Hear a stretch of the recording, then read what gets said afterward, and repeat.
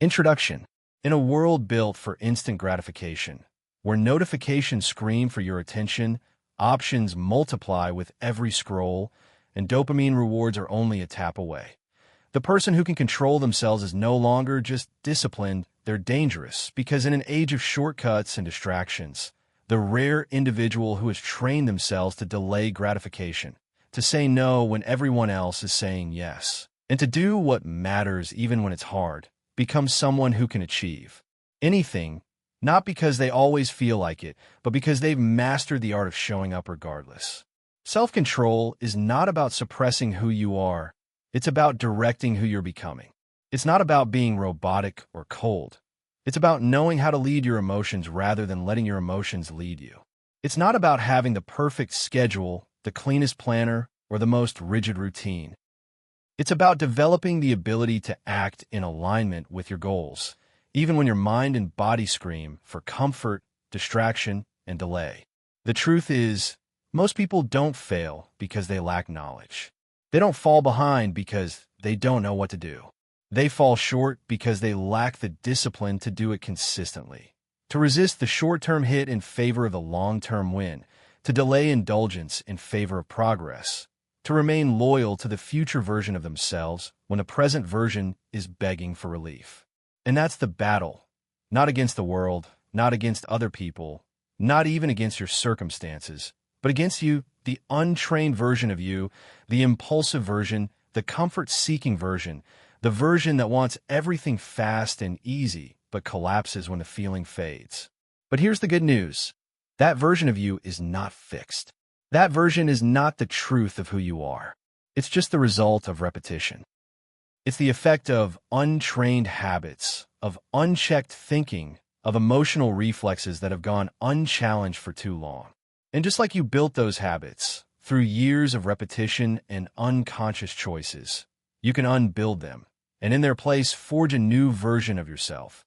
Someone who is grounded, focused, consistent, resilient, and locked in on the life they want, even when it's inconvenient. That's what this audiobook is about.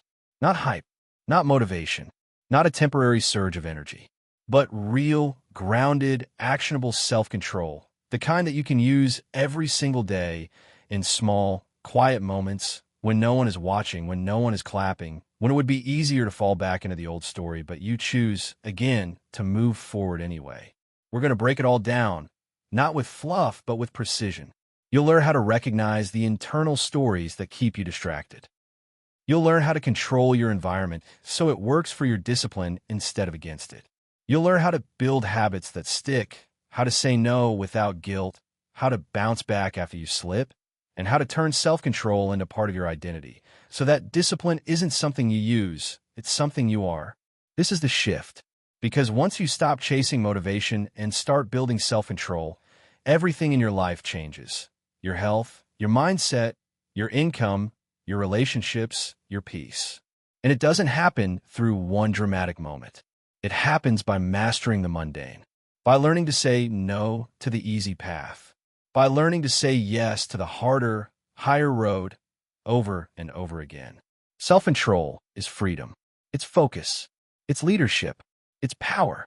And if you're willing to build it, truly build it, no one will be able to take from you what you're about to earn. Chapter 1. The hidden cost of impulses. Every time you give in to the pull of distraction, to the voice in your head that says just a little longer when you're supposed to be working, or you've earned this when your goals demand discipline, or it won't matter this once when deep down you already know it will, you're not simply making a small decision. You're making a silent agreement with your lower self, and what you're sacrificing isn't just time or focus or calories or money.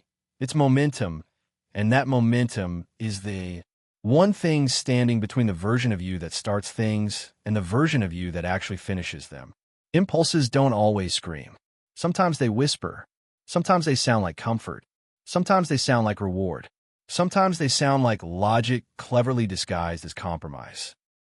The inner voice that justifies one more scroll, one more episode, one more excuse, not because you're lazy or incapable, but because your mind has been conditioned to seek relief over results, to chase pleasure instead of purpose, and to treat short-term satisfaction as more urgent than long-term transformation.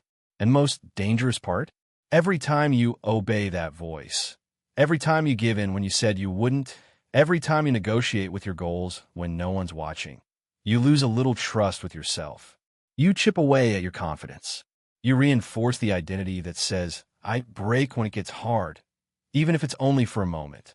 And those moments, added up, form a pattern of impulsive choices that keep you stuck in a cycle of almost making progress, almost building consistency, almost being the version of you keep visualizing, but not quite.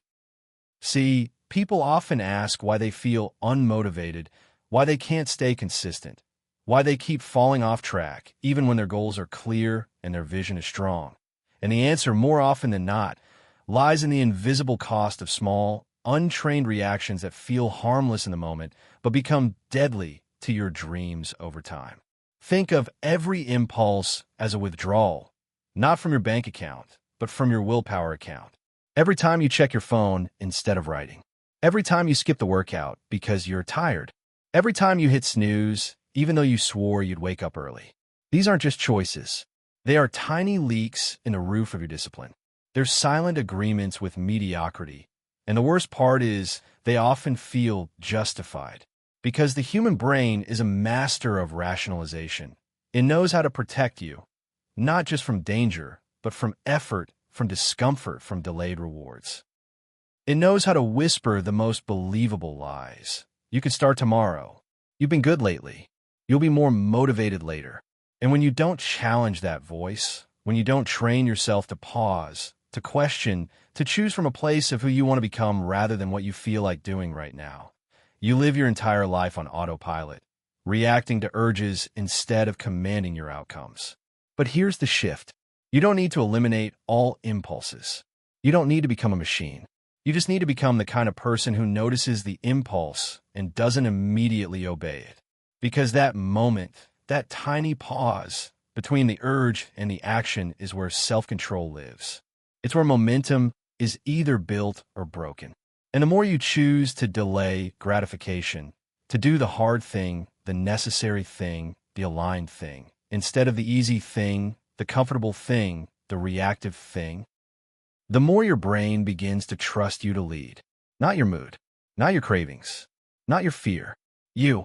And when your brain starts trusting that you will act in alignment with your goals, even when it's hard, even when it's uncomfortable, even when it's inconvenient, that's when your identity shifts from someone who wants to be disciplined to someone who is. Let's go even deeper. You have two systems inside you at all times: the reactive self and the reflective self. The reactive self wants what feels good now, the cookie, the nap, the dopamine hit. The reflective self wants what feels good later, the results, the respect, the long-term win. The more you feed the reactive self, the louder it becomes. The more you train the reflective self, the more powerful your decisions become. But here's what no one tells you. The impulse isn't the problem. The obedience is. Every human has impulses, but the disciplined ones, the high performers, the focused, the builders, the ones who finish what they start, they've simply trained themselves to create distance between the feeling and the follow-through. They've learned that every urge is a test, and every test is a chance to cast a vote for who you want to become. So the next time the urge comes, to delay, to indulge, to give in, don't fight it. Witness it. Feel it. Pause. And in that pause, remind yourself, this isn't about willpower. This is about identity. This is about momentum. This is about showing up for my future instead of selling out for my present. Because every time you win that small internal battle, every time you feel the urge and don't act on it, you build something far more important than progress. You build trust with yourself, and that trust becomes confidence. That confidence becomes consistency, and that consistency becomes freedom. So starting today, I want you to treat every impulse like an opportunity. Not an interruption, not a failure, but a door. A door that leads to the version of you who doesn't flinch, who doesn't fold, who doesn't trade the long term for the immediate. Because that version is real, and they're built one decision at a time. Let's move forward. In the next chapter, we'll explore what it really means to rewire your relationship with discomfort, because discipline doesn't come from avoiding pain. It comes from knowing how to use it. Chapter 2. Rewiring your relationship with discomfort. Discomfort, for most people, is a signal to stop, to retreat, to seek comfort, to pause progress in exchange for relief. But for those who have truly mastered themselves, discomfort is not a red light, not a warning sign to avoid or suppress, but a signal to lean in, to train, to transform, because the truth is everything you want, the focus, the fitness, the financial freedom, the respect, the discipline, the progress, it all lives on the other side of your current threshold for pain. And the only way to reach it is to rewire what discomfort means to you. See, the average mind treats discomfort like danger, not because it actually is, but because somewhere along the way we've been taught that hard equals harmful, that pain is a problem, that struggle is a symptom of misalignment, when in reality, discomfort is not the enemy of growth, it's the entry fee. It's the tuition you pay to level up. And if you don't learn to sit with it, to breathe through it, to endure it without panic, avoidance, or excuses, you'll keep making decisions that feel good now, but cost you everything you say you want later. Let me say it plain, you do not need to enjoy pain, but you do need to stop fearing it. Because every time you flinch at discomfort, you reinforce the belief that you cannot handle what is required to reach the next level. And if you believe you can't handle it, you won't even try. Or worse, you'll start and stop over and over again, because the second it gets hard, you'll tell yourself some version of this isn't working, or this isn't for me, or I'll come back to it when it feels easier, not realizing that what you're calling misalignment is actually just the resistance you're supposed to push through. Understand this. The resistance is the growth. Discomfort is the indicator that you've left the realm of automatic behavior and entered the realm of conscious control, which is the exact space where transformation occurs. But most people never make it past that space because they haven't learned how to metabolize discomfort. Not physically, not mentally, and certainly not emotionally. Instead, they reach for coping, for food, for phones, for entertainment, for justification, for anything that can numb the pressure and mute the signal. But here's the truth. Discomfort is not there to break you.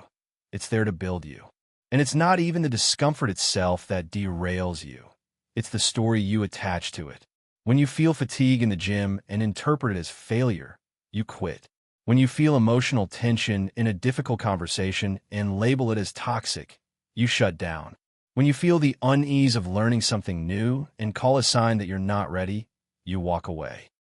But what if none of those things were true? What if the fatigue was strength being built? What if the tension was clarity trying to emerge? What if the unease was simply growth in disguise? To rewire your relationship with discomfort, you have to stop labeling it as bad and start labeling it as required. And not just required, respected. Because what you respect, you no longer resist. You begin to study it. You begin to embrace it. You begin to stay in it long enough to realize that you don't have to be fearless to be focused. You just have to stop making your comfort the goal. Let me give it to you straight. Comfort is not a reward. It's a consequence. And when you chase it first, before the work, before the grind, before the growth, you rob yourself of the very thing that would have made the comfort mean something in the first place. The people you admire, the disciplined, the elite, the consistent, the clear, they didn't get there because it was easy for them. They got there because they trained themselves to normalize discomfort, to see it as part of the process, to expect it, to walk into it voluntarily. And eventually, their threshold increased. Not because the work got easier, but because they got stronger. You can do this too, but it starts by recognizing your current pattern, your impulse to flinch, to avoid, to delay when the pressure rises. Start paying attention to the exact moment you want to stop, that edge, that internal friction, that psychological boundary that whispers, this is too much. And instead of turning away, pause. Don't quit. Don't numb. Don't escape. Just stay. Just breathe. Just observe. And remind yourself, this is the edge. This is where most people stop and where I start. This is where the version of me I've been trying to become lives.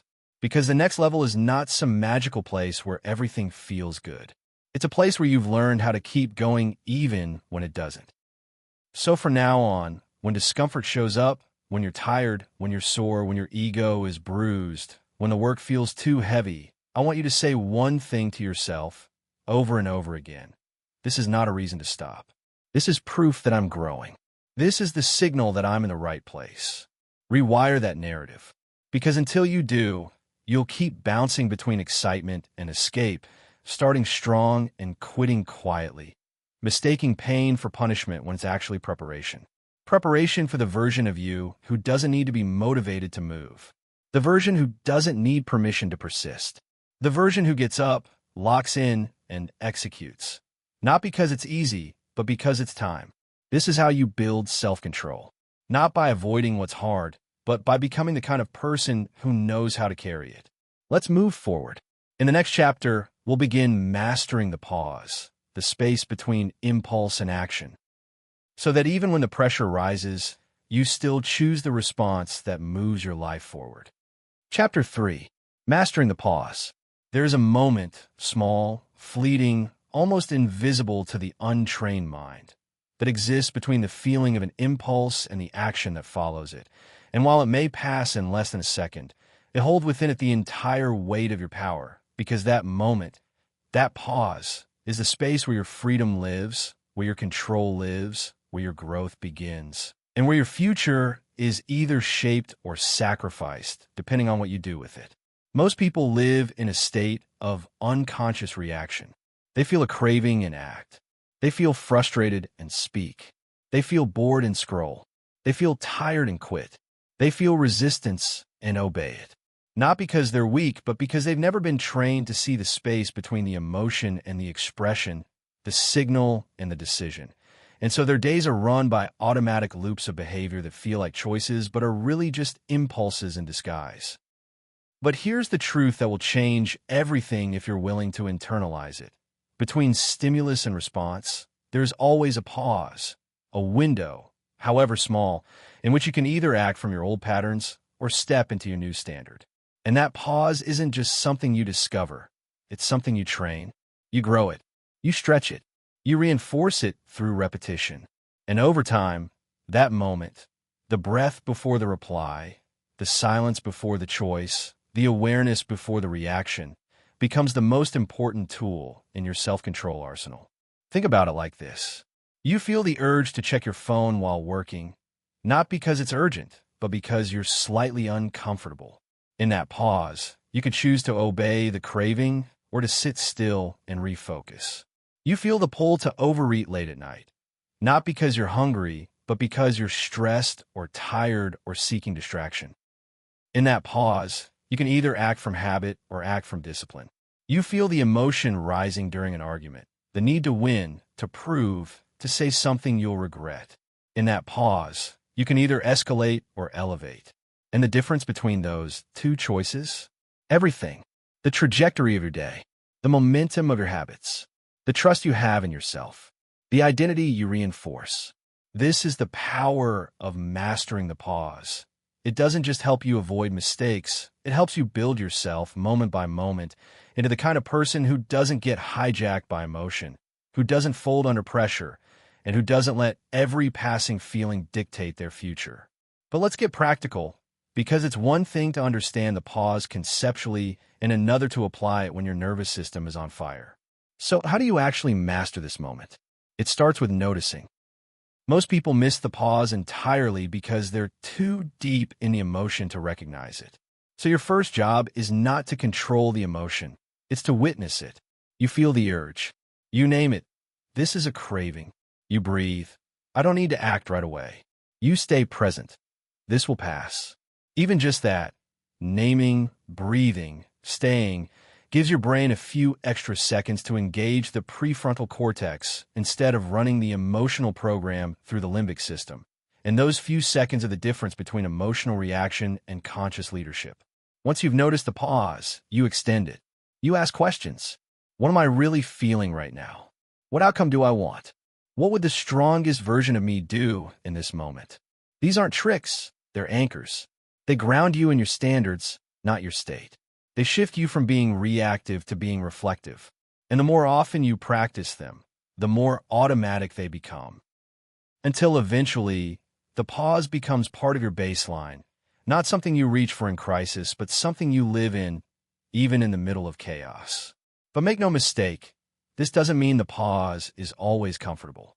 In fact, most of the time, it feels unnatural at first because your body wants relief, your ego wants to win, your habits want repetition, and the pause is a pattern interrupt, a way of saying, I'm not who I used to be. I choose differently now. So don't expect the pause to feel easy. Expect it to feel important. Expect it to be the moment where everything gets quiet enough for you to remember what actually matters, your values, your vision, your goals, not just your current emotion. And remember, the goal isn't perfection. You will miss the pause sometimes. You will react when you meant to reflect. You will give in when you meant to stand strong. You will forget and then remember again. And that's okay.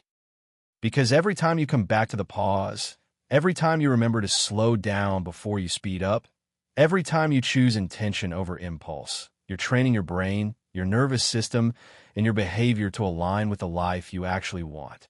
So start with one moment. Catch one impulse. Hold one breath. Delay one reaction. And do it again tomorrow. And again the next day. Because you don't need to be perfect. You just need to be present often enough to prove to yourself that you're no longer a prisoner of reactivity. You are no longer at the mercy of mood. You're no longer living on autopilot. You are someone who chooses, even when it's hard. You are someone who pauses, even when the pressure rises. You are someone who can be trusted by yourself to act from truth, not tension. And once you've built that trust, you'll no longer need to constantly correct your behavior, because your behavior will begin to reflect your identity. The identity of someone who doesn't just know what to do, but someone who does it one calm, clear, powerful pause at a time. In the next chapter, we'll break down one of the most destructive enemies of progress, excuses, and how to kill them at the root, so you stop negotiating with your lower self and start dominating with discipline. Chapter 4. Kill the excuses. Every single time you choose an excuse over execution, a reason over responsibility, or a story over strategy, you're not just postponing your progress. You are building a belief system, a mental operating framework that tells your subconscious it's okay to quit on yourself when it gets uncomfortable, when it's inconvenient, or when you don't feel like showing up. And the longer you let that system run unchallenged, the easier it becomes to justify mediocrity while convincing yourself you're still aiming for excellence. Excuses are seductive.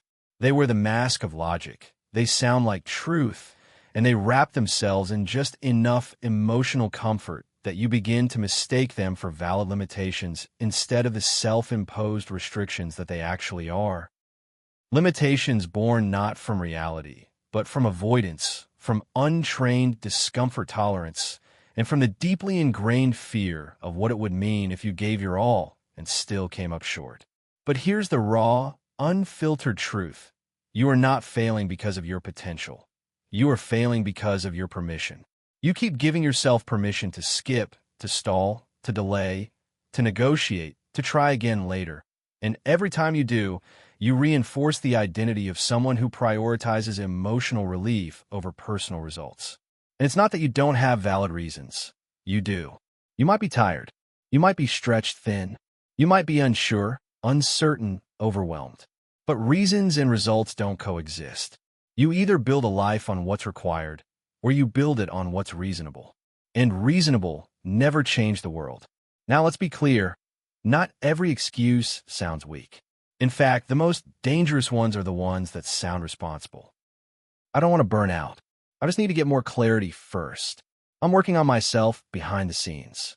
And while there's a time and place for rest, strategy, and solitude, when those phrases become your default delay mechanisms, when they become the wall you hide behind instead of the bridge you walk across, they're not reflections of wisdom. They're shields of fear dressed up as self-care. You cannot self-care your way into discipline. Discipline requires confrontation with your patterns, with your lies, with a quiet voice inside that says, I could have done more. So let's talk about what excuses really are, not surface-level justifications, but but internal agreements that allow you to trade ownership for ease. Every excuse is a moment of self-betrayal, a signal that you've chosen comfort over growth, narrative over action, safety over strength. And you could dress it up however you want. Blame your schedule, your upbringing, your mental health, your past trauma, your circumstances, and yes, all of those things may be real and valid and painful and complex, but the second you make them your identity instead of your context, you surrender your power and settle into a version of life that feels familiar but completely unfulfilling. You are not built to live behind your excuses. You are built to break them. So how do you do that?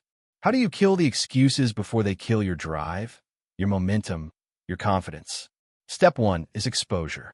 You have to catch yourself in the act. You have to stop letting your thoughts sneak by unchallenged. When you say, "I don't have time," stop and ask, is that true? Or did I just waste 45 minutes scrolling?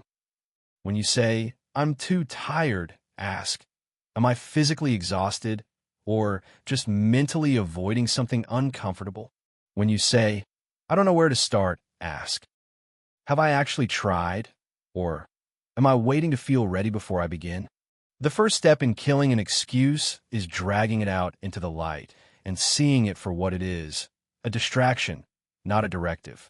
Step 2 is interruption. Once you've identified the excuse, you replace it immediately. You don't argue with it. You don't debate it. You cut off. You replace "I don't feel like it" with "do it anyway." You replace "this is hard" with "that's why it matters." You replace "I'm not ready" with "start small and figure it out." This is not about being harsh. It's about being clear. Clarity is compassion. Because letting yourself off the hook may feel kind in the moment, but it leads to long-term suffering, and calling yourself out may feel harsh, but it leads to long-term freedom. Step 3 is replacement. Because if you want to remove an excuse, you have to install a new default. And that default has to be rooted in identity. Not motivation, not pressure, not comparison. You have to become the person who no longer needs to be talked into discipline. The person who trains themselves to show up no matter what. The person who doesn't seek loopholes, who doesn't negotiate, who doesn't entertain the part of them that always wants to quit. And you don't do this overnight. You do it every time you silence the excuse and follow through anyway. Every time you override the "I'll do it later" voice with a decision made now. Every time you feel the pull to procrastinate and instead take one small step forward. That's how you kill the excuses. Not with dramatic declarations, but with repeated executions. You build proof. You build trust. You build identity. And that identity starts to replace the part of you that used to rely on excuses as a way to stay safe. You stop needing emotional comfort. You start craving emotional clarity. You stop needing to be rescued. You start becoming the one who leads. Let this chapter be the wake-up call. You don't need more time. You don't need more motivation. You don't need the perfect circumstances. You need to kill the part of you that keeps waiting. Waiting for perfect conditions. Waiting for a better mindset. Waiting for someone to push you. Because no one is coming. And the sooner you accept that fully, not just intellectually, the sooner you'll stop wasting energy on explanations and start pouring it into execution. You have what you need. Now kill the story that says you don't. In the next chapter, we'll go even deeper into how to lock in your self-control by anchoring it to your identity, so that showing up becomes not something you force, but something you are. Chapter 5. Lock in with identity. There's a moment in every transformation where effort begins to shift from something external, something you drag yourself through with brute force, motivation, and mental reminders, into something internal, something instinctive, something that no longer feels like a task, but feels like a truth. And that moment comes when you stop trying to act disciplined and start becoming the kind of person who sees discipline not as an obligation, but as a reflection of who they are. Because behavior at its deepest level is a mirror of identity. And while you can white-knuckle your way through change for a while by focusing on goals, systems, or external accountability, long-term self-control doesn't stick until it's anchored to the question, who am I? Most people try to change their life by changing their actions. They set new habits, new to-do lists, new routines, new rules. And while all of that has value, the deeper lever, the more powerful source of momentum, is when you shift the beliefs underneath the behavior. When you shift your standard, when you draw a hard line between the version of you that's operating from obligation and the version of you that's operating from identity. This is the difference between saying, I'm trying to work out consistently, and saying, I'm someone who trains every day. It's the difference between I hope I don't get distracted and I don't entertain distractions. It's the difference between I need to be more disciplined and I don't break my word to myself.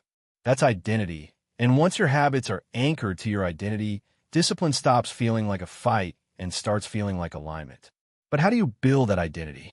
How do you shift from trying to become someone consistent to being that person naturally? It starts with recognizing that identity is not fixed. It's built through repetition, through decision, through self-evidence, which means every single disciplined action you take is not just progress. It's a vote. A vote for the kind of person you're becoming. And the more votes you cast, the more that identity becomes your baseline, your new default, your new way of being. So when you wake up early and train when you don't feel like it, that's a vote. When you say no to distraction and focus on your work, that's a vote. When you hold a boundary, stick to your system, shut down temptation, and follow through even when it's uncomfortable, that's a vote. Not for perfection, but for alignment. And those votes compound. They build credibility. They build trust. They build identity. And once your identity shifts, everything becomes easier. Not because the world gets easier, but because you no longer argue with yourself about what you're going to do. You just do it, because it's who you are now.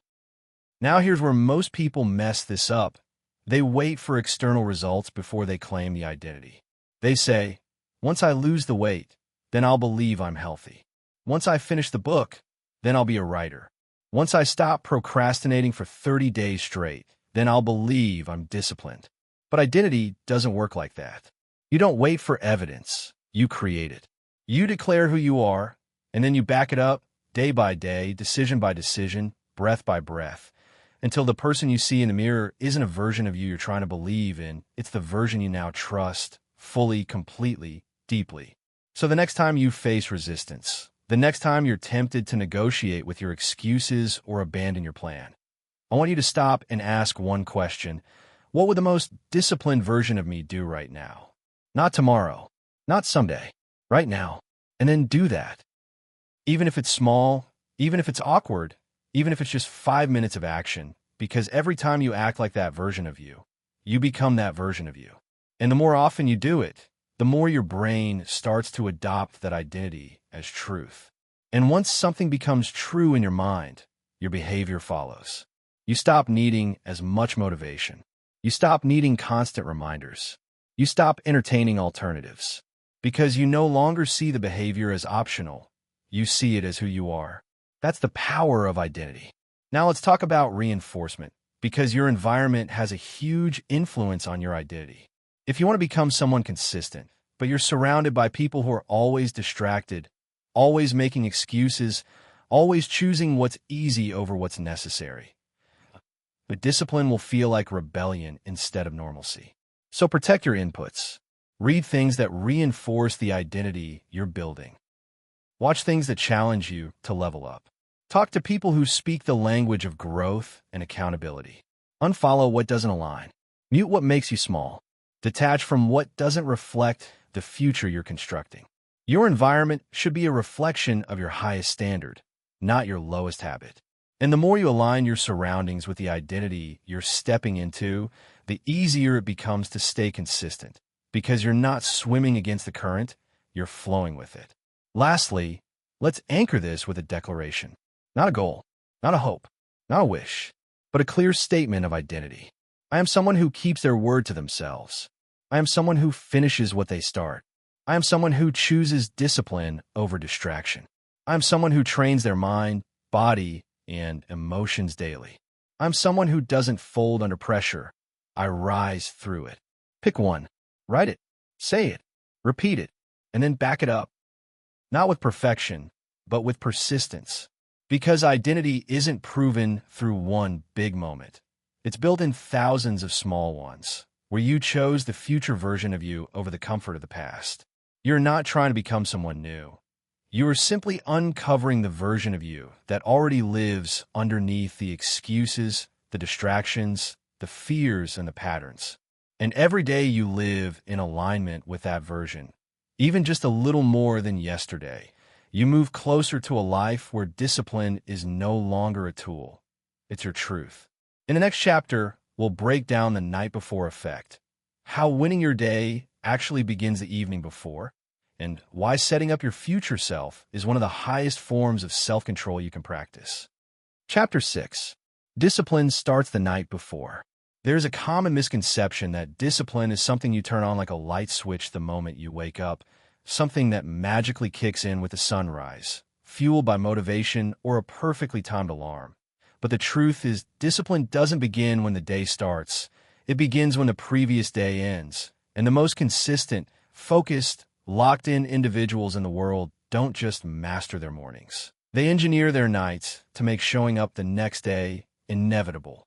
You see, what you do before the world wakes up doesn't start in the moment your alarm goes off.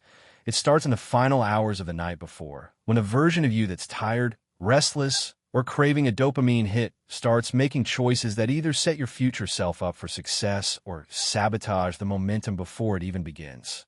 Most people try to fight their battles in the morning. They battle the snooze button, the brain fog, the anxiety of a disorganized day, and the emotional resistance that comes from waking up in a chaos that they unknowingly created the night before. And then they wonder why they keep falling behind, why they keep skipping routines, why their willpower feels weak, why it's so hard to stay consistent. But the truth is, consistency has nothing to do with how you feel in the morning and everything to do with how you prepare the night before. It's the unsexy choices. It's the decision to get off the screen earlier than you want to. It's the choice to prep your space instead of scrolling until your eyes burn. It's the effort to review your day, plan your priorities, and give your brain a landing strip so it doesn't spend the next morning spiraling in decision fatigue. This is how high performers create momentum. Not by forcing themselves to be perfect, but by setting up environments and routines that remove as much resistance as possible before the battle even starts. Because let's be honest, mornings are hard for most people, not because they're weak, but because they're waking up into clutter, mental clutter, physical clutter, digital clutter, emotional clutter, and then they try to willpower their way into clarity. But self-control isn't about struggling harder. It's about strategizing better. And that strategy starts with your nighttime rituals. So let's break it down. What does it actually mean to win the night? First, it means establishing a consistent shutdown ritual, a routine that signals to your brain that the day is ending and the next one is about to be queued up for excellence. This can be as simple as reviewing your top 3 priorities for tomorrow, laying out your clothes, prepping your meals, closing your tabs, and setting your space for morning clarity. It's not about perfection, it's about preparation. Because when you prepare with clarity, you remove excuses before they arrive. Second, it means protecting your mental bandwidth. That means setting digital boundaries. No doom scrolling into midnight. No emotional conversations that throw off your rhythm. No last-minute work chaos that bleeds into your sleep window. Your night is not the time to be reactive. It's the time to be restorative. That means intentional wind-down habits.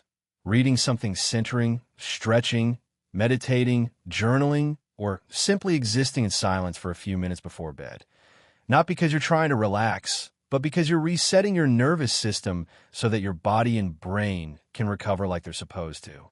When you don't recover properly, you don't respond properly.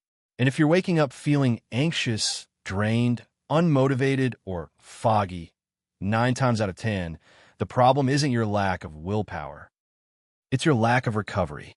Third, winning the night means becoming unavailable for the traps that sabotage your next day execution. Late night snacking, unnecessary screen time, Netflix marathons, mindless dopamine spikes. These aren't just harmless indulgences, they're triggers that bleed into your discipline. Because what you do when you're tired reveals the level of standards you actually operate from. And if you're giving yourself permission to break discipline every time the sun goes down, you're not just damaging your sleep. you're weakening your identity. But here's the flip side. Every time you choose to end the day with intention, to lock down your devices, to protect your peace, to create a clean handoff into tomorrow, you reinforce the truth that you are someone who leads your life, not someone who reacts to it. That identity, that standard, is what makes discipline automatic. Because when your nights are clear, your mornings are smooth. When your mornings are smooth, your routines become predictable. And when your routines are predictable, your results become inevitable. So here's your challenge. Tonight, not tomorrow. Tonight, set yourself up. Choose a shutdown time. Pick 3 simple wind-down actions. Review tomorrow's priorities. Close every tab you don't need. Turn off what drains you. Set out what fuels you. And treat your night like the pregame it is. Because how you end your day determines how you start the next. It's not about sleeping more. It's about living more deliberately. It's about understanding that your future self isn't built in bursts of motivation. It's built in quiet, disciplined decisions that compound when no one's watching. And those decisions, they don't happen in the spotlight. They happen in the dark, late at night, when it will be easy to slack, easy to scroll, easy to say, I'll start fresh tomorrow. Don't start fresh. Start now. Because if you can master the night, the unstructured, emotional, tired hours, then everything that comes after gets easier. You don't need to hustle harder. You need to prepare better. In the next chapter, we'll explore one of the most misunderstood and avoided skills in the discipline toolbox. How to say no, without guilt, without apology, and without breaking your own rhythm, so that your time, energy, and focus stay where they belong. Chapter 7. How to say no without guilt. One of the most overlooked but powerful expressions of self-control is the ability to say a clear, direct, unapologetic no. Not with aggression, not with shame, not with fear that you're going to upset someone or miss out, but with the quiet confidence that comes from knowing who you are, what you're focused on, and what you no longer have time or tolerance for if you're truly committed to the life you're building. Because the truth is, every time you say yes to something that doesn't align with your priorities, whether it is a social obligation you didn't want to accept, a distraction you didn't need to entertain, a task you should have delegated, or a conversation that pulled your energy in 10 directions, you're not just being nice. You're leaking discipline, leaking time, leaking clarity, and reinforcing the identity of someone who puts other people's comfort above their own convictions. And that might sound noble.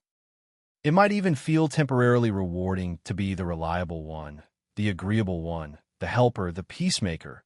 But if your calendar is full of things you didn't want to do, your mental bandwidth is cluttered with things you didn't choose to carry, and your life is inching forward while someone else's is being held up by your energy, then you are not being selfless. You are being undisciplined with your boundaries. Let me say this clearly. Saying no is not selfish. It's strategic.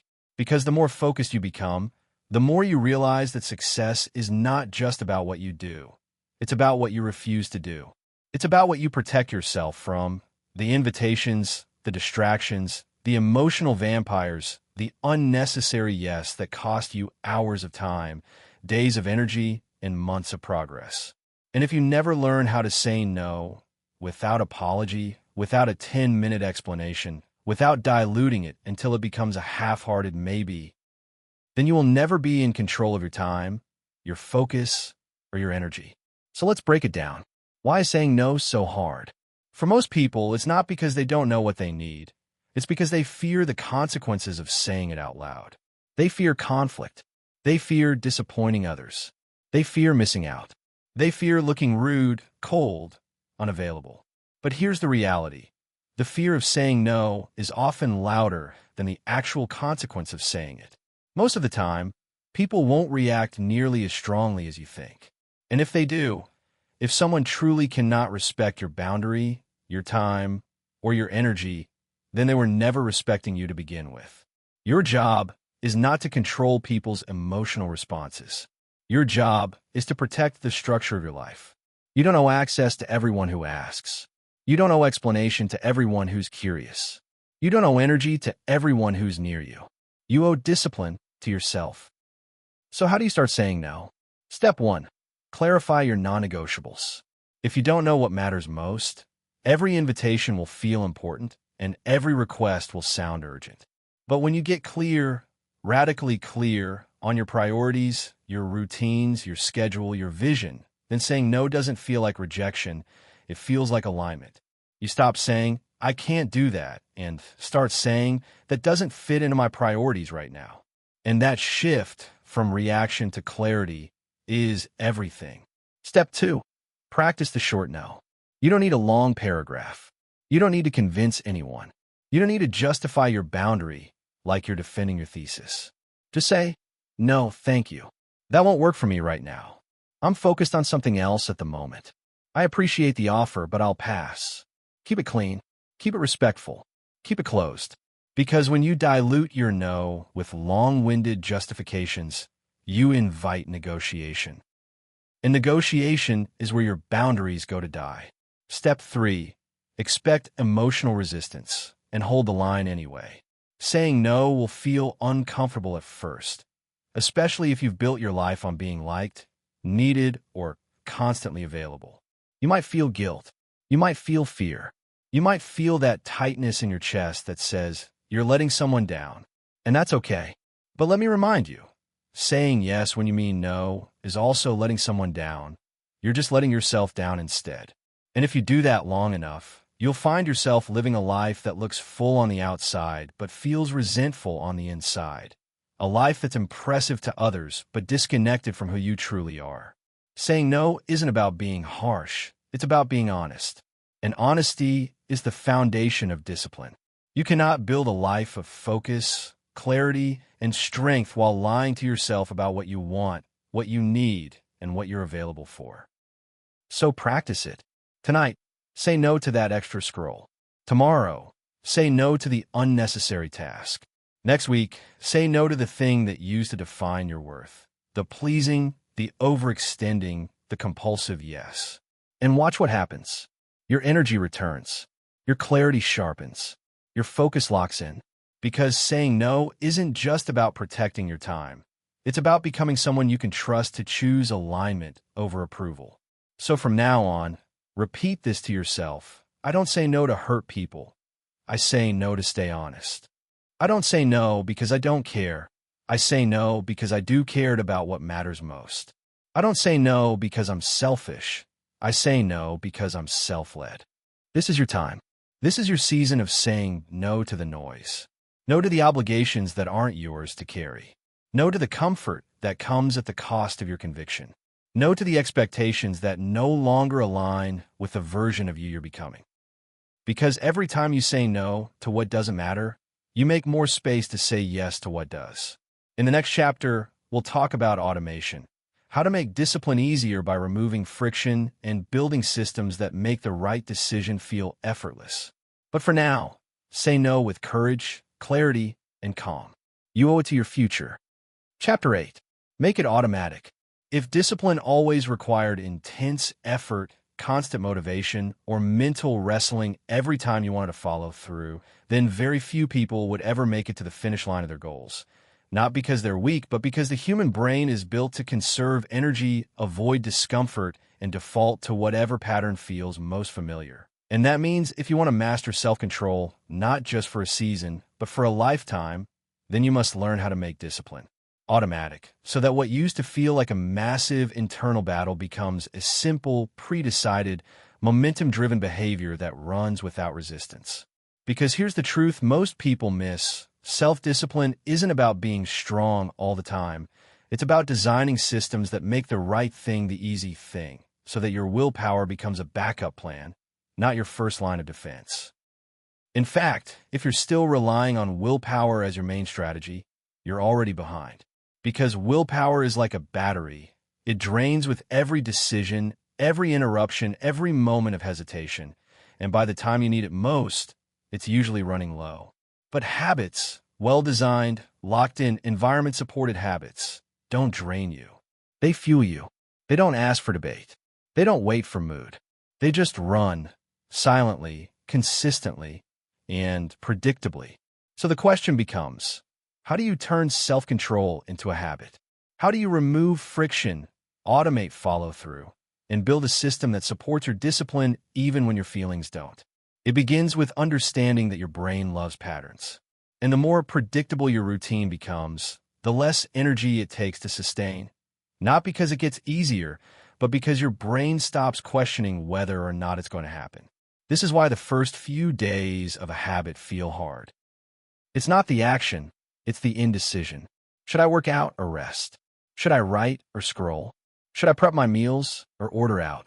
That mental back and forth is the enemy of automation, and the cure is clarity. When you remove decision-making, you remove resistance. So step 1, decide once. Pick a time, pick a place, pick a system, and lock it in. Instead of saying, I'll work out tomorrow, say, I train at 7 a.m. every weekday, non-negotiable. Instead of saying, I'll try to eat better, say, I meal prep every Sunday at 4 p.m. Done. Instead of saying, I'll write when I feel creative, say, I write 500 words at 6 p.m. daily, no matter what. The more you standardize, the less you negotiate. And the less you negotiate, the more disciplined you become by default. Step 2. Reduce friction. Most people make the disciplined choice harder than it has to be. They keep their gym bag buried, their to-do list cluttered, their food unprepared, their tools disorganized. And then wonder why it's so hard to follow through. But discipline thrives in simplicity. Lay your clothes out the night before. Preload your workout playlist. Write your top 3 tasks on a sticky note, not 20 scattered across 5 apps. Turn your phone off and leave it in another room. The easier it is to start, the more likely you are to begin. And the more you begin, the more your brain says, this is who we are now. Step 3. Stack your habits. One of the easiest ways to automate behavior is to attach it to something you already do, a routine, a ritual, a trigger that already exists in your life. After I make coffee, I journal for 5 minutes. After I shut my laptop, I stretch for 10. After I brush my teeth, I review tomorrow's top tasks. This is called habit stacking, and it works because your brain already expects the first action. Now you're simply adding an intentional follow-up, making it harder to forget and easier to execute. Step 4. Track your streaks. There's power in visual progress. Seeing a chain of days where you didn't break, even if the action was small, gives you emotional leverage to keep going. It builds momentum. It creates psychological commitment. It reinforces the identity you're working to solidify. Use a habit tracker, a calendar, a journal. It doesn't matter. What matters is that you can see your consistency. Because what you track, you improve. And what you improve, you eventually automate. Step 5. Anchor your identity. This is the thread that runs through every chapter. Because you can build systems and routines, but if you still see yourself as inconsistent, lazy, or unreliable, then eventually your behavior will snap back to match your belief. So remind yourself, every time you follow through, even for 5 minutes, you are proving your new identity true. Every time you begin, even when you don't feel like it, you're casting a vote for the version of you who finishes. And eventually, that identity becomes so familiar, so normal, that you no longer need to fight for discipline. You just live it. Let me be clear, the goal isn't to become robotic. The goal is to stop making every choice feel like a war. Because when the behavior becomes automatic, you free up your energy for creativity, for growth, for connection, not constant self-management. So automate what matters. Systematize your goals. Reduce the number of decisions you have to make about doing the right thing. And then watch what happens when your mind is no longer your enemy, but your ally. This is the real freedom that comes from self-control, not rigid perfection, but effortless alignment. In the next chapter, we'll explore the inevitable, failure. You will slip. You will break routines. You'll have off days. But the goal isn't to avoid falling. It's to get back up fast. And Chapter 9 will show you exactly how to do that. Without shame, without spiral, without starting from zero again. Chapter 9. Rebuild fast after slipping. No matter how much momentum you build, no matter how disciplined your systems become, and no matter how much clarity you gain about your priorities and routines, there will come a moment, maybe on a quiet Tuesday, or a stressful weekend, or a late night when your willpower is depleted, when you will slip, when you'll miss the workout, break the streak, eat the thing you promised you wouldn't, snooze the alarm you swore you'd obey, or scroll for far longer than you intended. And in that moment, the slip itself isn't what matters most. It's how fast you recover from it that determines the long-term outcome of your discipline. Because let's be clear, slipping isn't failure. Slipping is part of the process. Slipping is human. Slipping is expected. The danger doesn't come from the misstep. It comes from the story you attach to the stumble. It comes from the shame spiral that says, I knew I couldn't do this, or the all-or-nothing mindset that whispers, well, since I already broke it, I might as well keep going, or the perfectionist narrative that convinces you that if the streak isn't perfect, the progress isn't real.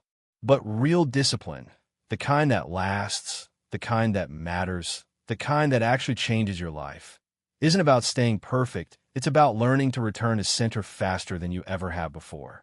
It's about shortening the time between breakdown and bounce back.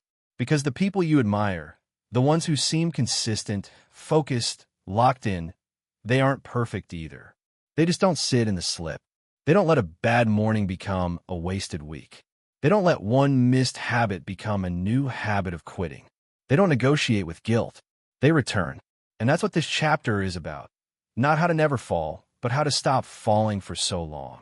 So how do you do that? How do you rebuild your momentum fast, without spiraling into shame, frustration, or the belief that you're starting over? First, you remove the drama. Because when you make the slip dramatic, when you inflate it, personalize it, catastrophize it, you give it more power than it deserves. I miss one day becomes, I always mess this up. I ate off plan becomes, I have no control. I didn't follow through becomes, maybe I'm not cut out for this. That internal exaggeration is what keeps people stuck, not the action itself. So instead of judging the slip, neutralize it. Say it like it is, I slipped. That's all. No self-punishment. No guilt parade. No motivational lecture to yourself in the mirror. Just a simple truth. I didn't do what I said I'd do. Now I will. That mindset alone, the ability to observe your behavior without attaching your worth to it, is one of the highest forms of emotional intelligence you can develop. Second, reconnect with your reason. Because when you slip, it's easy to get lost in the surface, the meal, the missed task, the delay, and forget why you started in the first place. So pause. Go back to your why. Not the shallow version, but the deep one. The identity you're building, the future you're fighting for, the integrity you're cultivating. Say it out loud if you have to. I don't do this for perfection. I do this because I'm becoming someone I can trust. Reconnect to the reason. Then return to the routine. Third, take the smallest possible next step. Not the biggest, not the boldest, not the most dramatic comeback gesture. Just the next one. Because the ego wants to overcompensate. It wants to go from failure to fire in one leap. A 2-hour workout after a skipped week, a 10,000-word writing binge after not opening the dock for days, a total diet overhaul after one off-plan meal. But overcompensation burns out fast. Rebuilding, on the other hand, is quiet. It's subtle. It's humble. It's one small decision in the direction of who you're becoming. And if you do that, if you return to one rep, one paragraph, one deep breath of presence, you create the momentum that will carry you out of the dip and back into alignment. Fourth, track the return, not just the streak. Too many people measure their success by how long they can go without slipping, but the real metric of discipline is how fast you come back after you do. So track the returns. Celebrate the recovery. Write it down. I slipped, and I returned within 24 hours. I skipped, and I got back on track the next day. I fell off, and I still showed up anyway. Because every time you return, you send a signal to your brain, I don't quit. I recalibrate. And that belief is what will keep you grounded when the process feels shaky. Finally, forgive yourself fast. Not because what you did didn't matter, but because you matter more. Because shame is not a strategy, and self-punishment is not a plan. And the longer you hold onto regret, the harder it becomes to act from responsibility. So drop it. Drop the guilt. Drop the old story. You are not starting over. You are continuing the journey. Wiser, clearer, more resilient than before. Because in the end, self-control is not about being flawless. It's about being faithful. Faithful to your future. Faithful to your focus. Faithful to the version of you who doesn't vanish after a bad day. That's who you are now. Someone who returns. Someone who rebuilds. Someone who can be trusted to keep going, even when it gets messy. In the next and final chapter, we'll talk about how to level up with consistency, how to go from momentum to mastery, and how to turn everything you've built into a sustainable rhythm that supports your highest standard. But for now, remember this. You don't need a perfect record to win. You just need the courage to get back up faster than you used to. Chapter 10. Level up with consistency. At some point in your growth journey, after the initial fire has burned through your excuses, after the routines have become familiar and the habits more automatic, you arrive at a new, quieter, but far more significant challenge. The challenge of sustaining yourself, of not just performing well when you're inspired or pushing hard when you're desperate, but showing up every single day, consistently, with presence, purpose, and power. Even when life feels ordinary, even when no one's watching, even when the novelty wears off and all that's left is the practice, the simple, repeatable discipline that builds unshakable results over time. Because in the end, consistency isn't just what separates dreamers from doers. It's what separates the person who touches progress once from the person who becomes progress in motion. And while the world may clap the loudest for breakthroughs, for transformations, for dramatic before and afters and highlight reels of change, the real winners, the ones who live with confidence, clarity, strength, and self-respect, are not the ones who had the loudest start, but the ones who built the quietest streak. So in this final chapter, we go beyond starting. We go beyond momentum. We go beyond recovery. We talk about what it takes to sustain your highest standard. Not for a week, not for a season, but for life. And it starts with this truth. Discipline isn't something you use, it's someone you become. When you first begin your self-control journey, every action feels intentional. You have to think about the workout, push through the resistance, argue with your comfort, structure your days carefully, and wrestle the distractions back into place. But eventually, if you've followed everything we've covered, if you've paused before reacting, if you've trained discomfort, killed excuses, locked in identity, simplified routines, and learned how to rebuild fast, then you're no longer practicing discipline as a strategy, you're embodying it as a baseline. And from that baseline, consistency becomes not just what you do, but what you protect. Because now the enemy is no longer chaos, it's complacency. And complacency doesn't arrive loudly. It's subtle.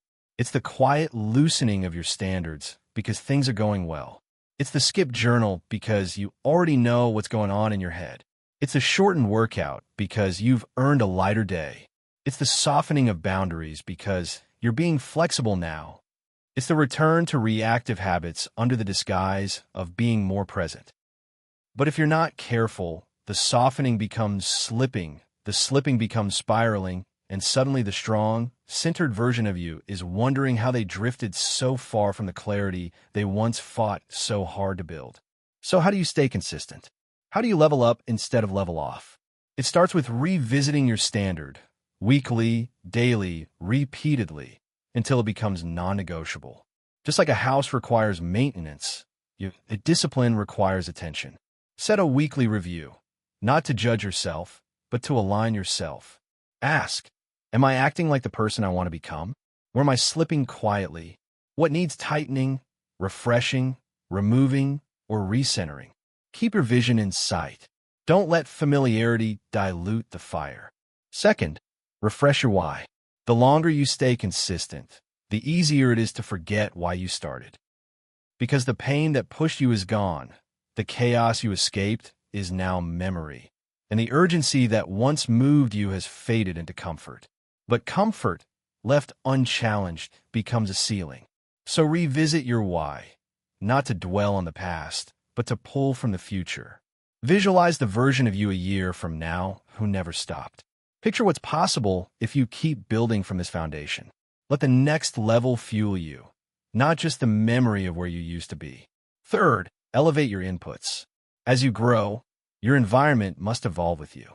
That means new challenges, new mentors, new content, new conversations, new discomfort, because the fuel that got you here won't take you further unless it upgrades. Stay around people who normalize discipline. Consume ideas that sharpen your focus. Stretch your circle. Say yes to bigger goals. Don't settle into a rhythm so comfortable that your growth plateaus. Your system should simplify, but your standards should stretch.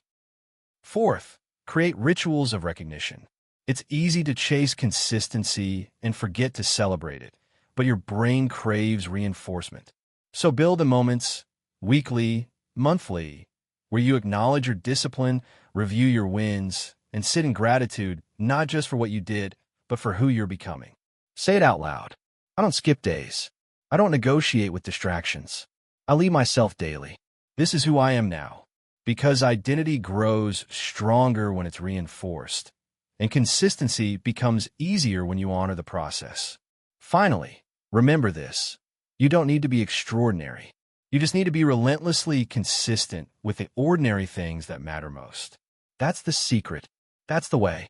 Because greatness isn't built in grand gestures. It's built in daily decisions.